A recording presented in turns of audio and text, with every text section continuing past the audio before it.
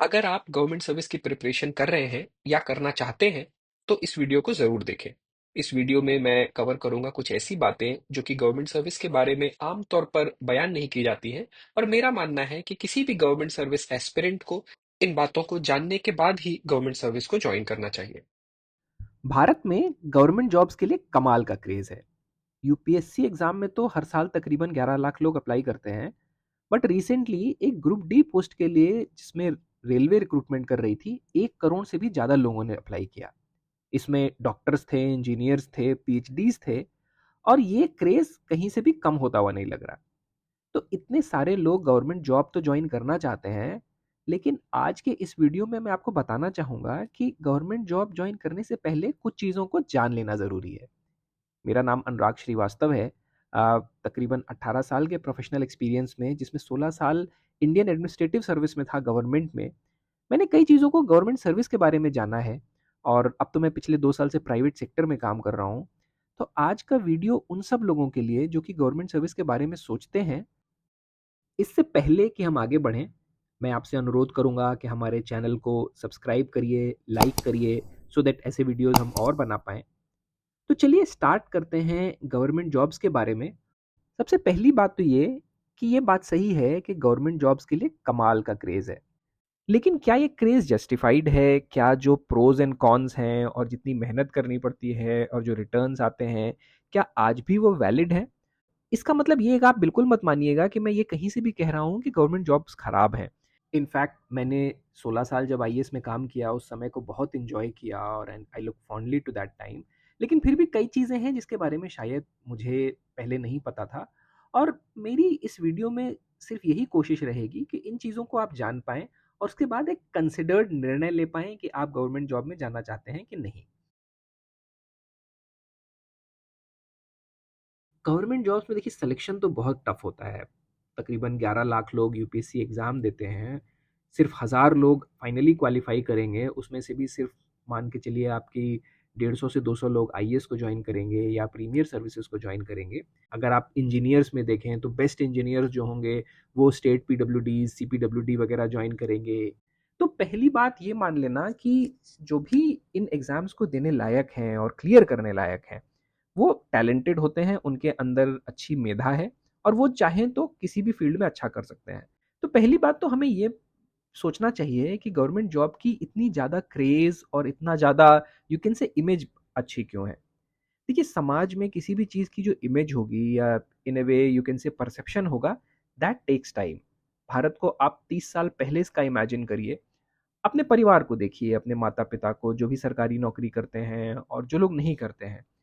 30 साल पहले का भारत था कि उसमें लोगों के पास सुख-सुविधाओं की कमी थी, अर्निंग्स कम हुआ करती थी, और जिसके पास भी गवर्नमेंट जॉब थी, उसको हर महीने एक सैलरी मिला करती थी। जनरली जो भी रिलेटिव्स प्राइवेट नौकरी कर रहे होते थे, उनसे ज़्यादा होती थी वो सैलरी। इन्हीं कारणों से स्टेबिलिटी हो या एश्योर्ड सैलरी हो, एश्योर्ड प्रमोशन हो, समाज में भी सरकारी नौकरियों की एक स्थिति हुआ करती थी। इनफैक्ट आज भी आप सुनेंगे शादी-ब्याह में बात होती है कि लड़का सरकारी नौकरी कर रहा है। तो ये परसेप्शन समाज में धीरे-धीरे बनता है।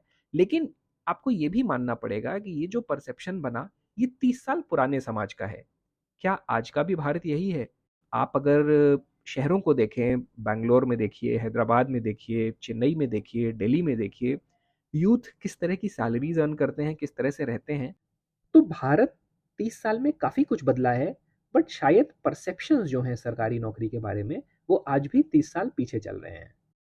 नाउ देखिए, जो पॉजिटिव होते हैं सरकारी नौकरी के, वो सबको पता है।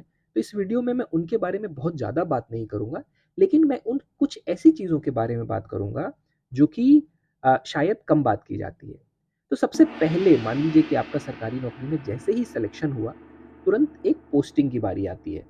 अ, चूँकि सरकारी नौकरियाँ इतनी ज़्यादा होती हैं और सब जगह स्प्रेड होती हैं, तो ऑफ़न ये टियर 2, टियर 3 टाउन्स में आपकी पोस्टिंग्स होगी। और दूसरी चीज़ है कि इस पोस्टिंग में आपका बड़ा ही लिमिटेड रोल रहेगा। मतलब जैसे आपका विवाह होता है, परिवार की ज़िम्मेदारियाँ आती हैं, कुछ आप बड़े शहर में रहना चाहेंगे, साथ ही साथ अपने पसंद के शहर में रहना चाहेंगे, वो फ्लेक्सिबिलिटी बहुत ही लिमिटेड होती है। मतलब सरकारी नौकरी में मैंने देखा है कि लोग तरह-तरह से कोशिश कर रहे हैं, सोर्स लगा रहे हैं, मिन्नतें कर रहे हैं, लोगों की उम्र जैसे-जैसे बढ़ती जाती है, 40 you enter your 40s, you enter your 50s, तो कई बार लोग अकेले रहते हैं, उनका परिवार कहीं और पे रह रहा होता है, क्योंकि आपकी पोस्टिंग आपकी मनमुताबिक जगह पे नहीं हो सकती है। अब दूसरी बात पे आते हैं। दुनिया बदल रही है, भारत बदल रहा है, लेकिन सरकारी नौकरियाँ उस तरह से नहीं बदल रही हैं, और जेन्युइनली सो। मतलब चूँकि ये बहुत बड़ा ऑर्गनाइज़ेशन है, बहुत कॉम्प्लिकेटेड होगा, तो वहाँ पे आप उस तरह का चेंज नहीं एक्सपेक्ट कर सकते हैं।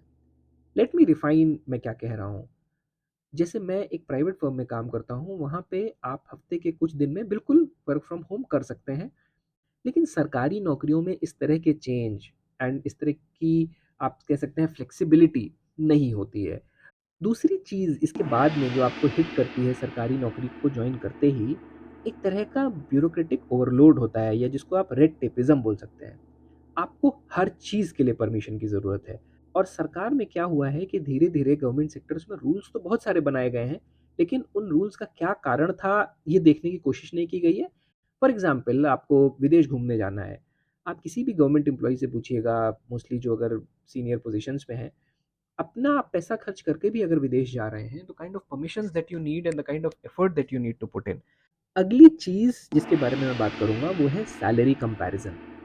इंडिया जिस तरह से ग्रो कर रहा है और यहाँ का प्राइवेट सेक्टर जिस तरह से ग्रो कर रहा है, उसमें जो सैलरीज हैं और आज भी जो गवर्नमेंट सर्विस सैलरीज ऑफर करती है, उसमें काफ़ी बड़ा अंतर है। In fact when I left IAS after 16 years, और आईएएस में प्रमोशंस फास्ट होते हैं।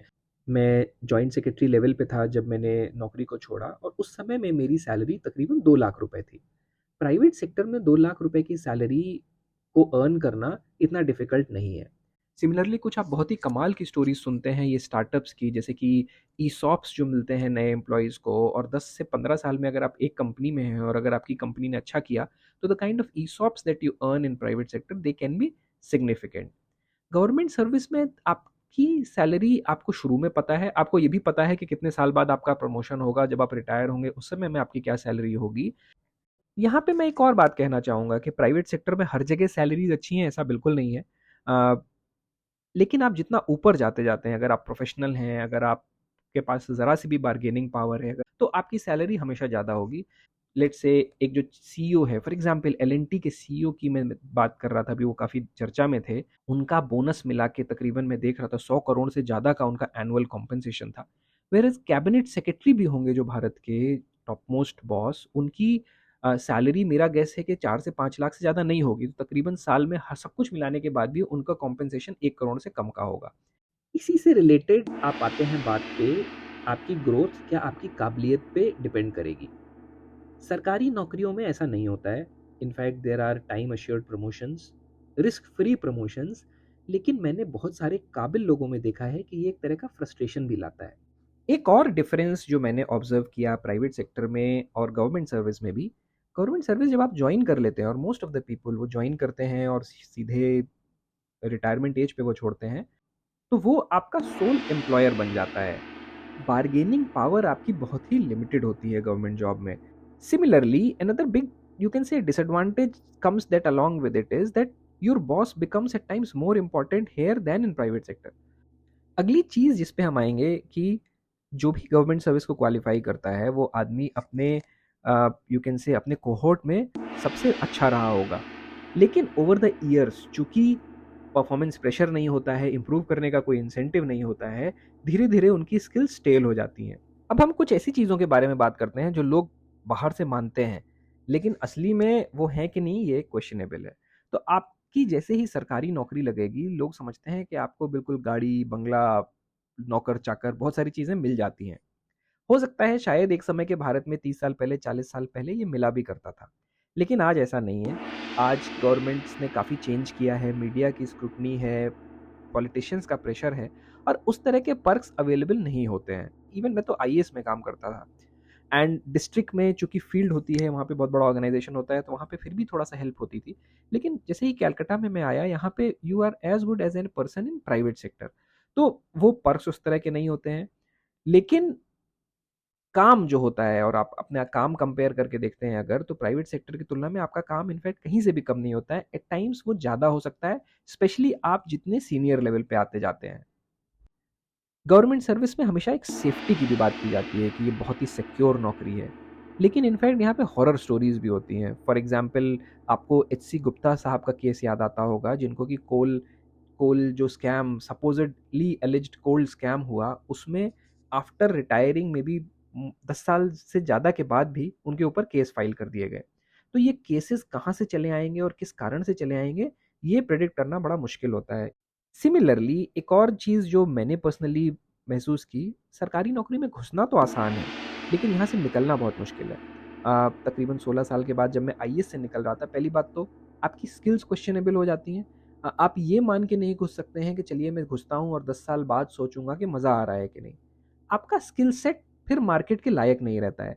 और दूसरी बात, अगर आप निकलना भी चाहें, स्पेशली जितने सीनियर हो, फॉर एग्ज़ाम्पल मेरे लिए, ये मानना लोगों का कि आप निकलना चाहते हैं, आपको उसके लिए भी 10-15 परमिशंस चाहिए। It's very difficult to tell your chief secretary and your bosses that you want to move out. अब मैं कुछ रियल एग्जाम्पल में भी आता हूँ, स्पेशली जब से मैंने नौकरी छोड़ी है, बहुत सारे लोग मुझे रीच आउट करते हैं कि बताइए कैसे छोड़ी जा सकती है और क्या है। तो recently an officer of Indian corporate service called me and he has worked almost for 15 years in government service. उन्होंने 5-6 साल एग्ज़ाम दिया, उसके बाद यूपीएससी में उनका सिलेक्शन हुआ और तकरीबन रैंक 900 हज़ार के आसपास आई होगी। तो उनको इंडियन कॉर्पोरेट सर्विस मिली। देखिए, नाम से लगता है कि आपने यूपीएससी क्वालीफाई किया है और आप कॉर्पोरेट सर्विस में आ गए हैं और आप ग्रेड ए सर्विस में हैं।